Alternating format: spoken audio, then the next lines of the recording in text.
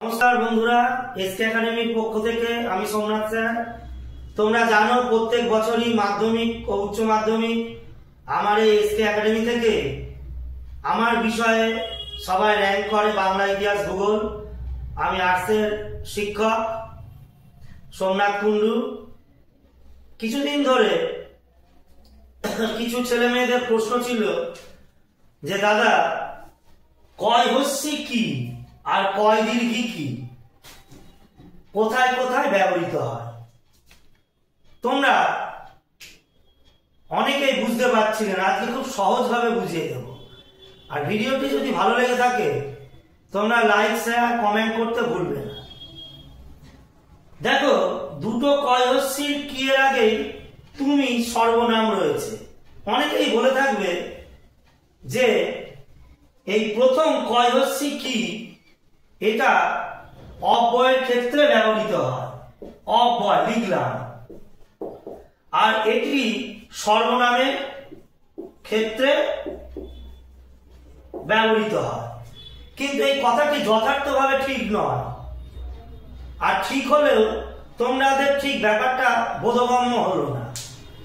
আমি একটু আলাদাভাবে ভেঙে বলি, সেটা কি। প্রথমে দেখো, তুমি কি খেয়েছো, কয় হস্যি কি। দ্বিতীয়তে কি আছে, তুমি কি খেয়েছো, কয় দীর্ঘি কি। প্রথমটা কি বললাম, তুমি কি খেয়েছো। এই কয় হস্যি কিটি ব্যবহৃত হবে যখন হ্যাঁ বা না উত্তর হলে। এটি ব্যবহৃত হবে হ্যাঁ অথবা না প্রশ্ন হলে। অর্থাৎ তুমি কি খেয়েছো, হ্যাঁ আমি খেয়েছি, অথবা তোমার উত্তর যদি না হয়, না আমি খাইনি। আর তুমি কি খেয়েছো, এই ক্ষেত্রে কয় দীর্ঘি কি, এটা হ্যাঁ বা না উত্তর হবে না। তার মানে বোঝাচ্ছে আমি কি কি খেয়েছি, ভাত, ডাল, সবজি, মাছ। তাহলে এটার উত্তর একটু বিস্তৃত এবং বিবৃতি সূচক। তাহলে বোঝা গেল, প্রথমটা হ্যাঁ বা না উত্তর হবে, আর দ্বিতীয়টি উত্তর বিবৃতি বা ব্যাখ্যামূলক হবে। ধন্যবাদ সকলকে ভিডিওটি দেখার জন্য। আর ভালো লাগলে অবশ্যই শেয়ার করবে।